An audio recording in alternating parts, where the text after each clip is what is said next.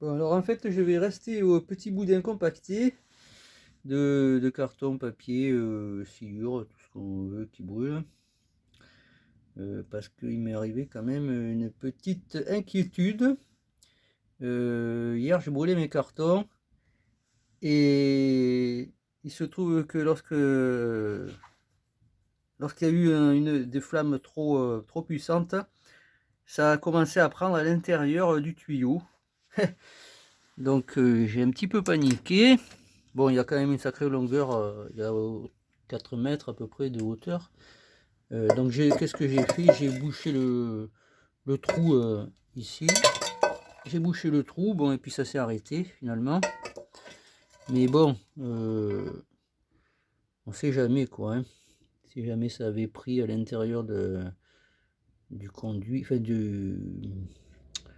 comment dire, oui, de la cheminée même quoi. Ça quoi.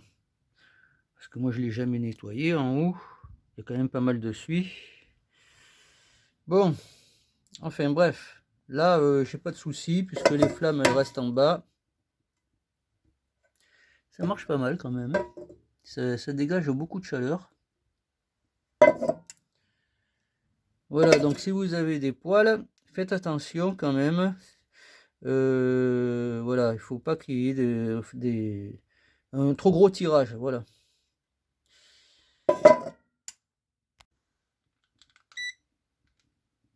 Bon, ça monte moins quand même qu'avec le pellet.